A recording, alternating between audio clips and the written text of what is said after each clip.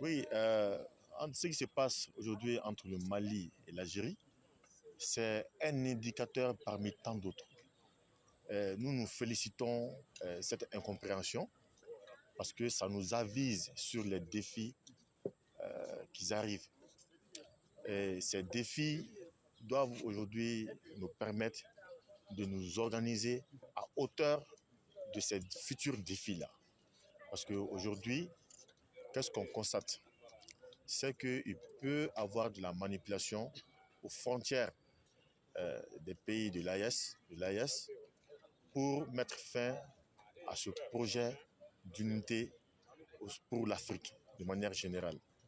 Et aujourd'hui, avec l'acte encore de ce qui s'est passé en Algérie, nous voyons qu'il y a la question de la compétition sur la question des armements et que l'Afrique ne peut pas continuer à aller acheter des armes et que nous entretuons les uns entre les autres.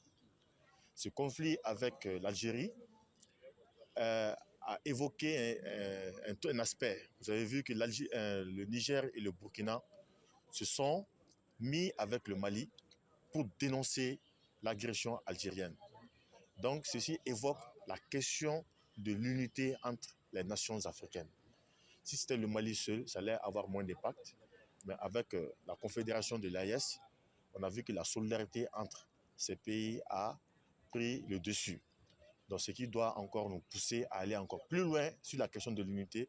Nous ne devons plus nous stopper au niveau de la confédération, mais nous devons aller maintenant à la fédéralisation de l'AES et faire intégrer tous les autres États ou bien nations autour de l'AES pour aller à l'Union ou bien aux États-Unis d'Afrique, comme en tant que fédération comme les États-Unis d'Amérique. Voilà, donc c'est à ça que nous devons aller.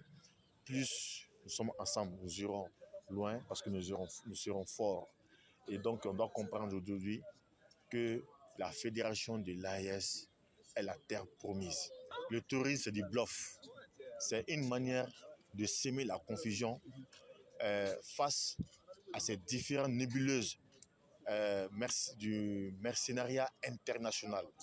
Nous avons des vendeurs de drogue, nous avons des pilleurs, des vagabonds, qui sont des Français, des Ukrainiens, ainsi de suite, qui au nom du terrorisme ont recruté des mercenaires pour venir nous massacrer au nom de la religion, au nom des ethnies, au nom des races. Tout ça, c'est faux. C'est l'impérialisme occidental qui manifesté, ou bien, en fait, c'est l'OTAN, pour ne même pas dire, en fait, c'est l'OTAN qui est cette armée de l'impérialisme occidental qui est en train de nous causer tous ces drames-là. La preuve en est que c'est vraiment les services secrets ukrainiens ont confirmé qu'ils ont porté appui à ces mercenaires-là qui ont mené une attaque à Tezawaten contre l'armée malienne.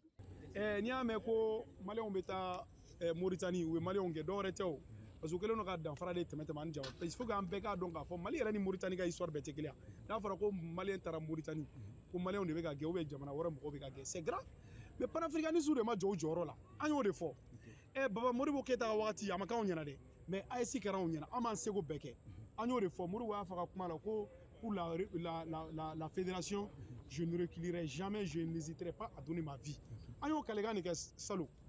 Pour le panafricanisme, la cause de la fédération, pour l'AES, nous ne reculerons jamais, nous n'hésiterons pas à donner notre vie.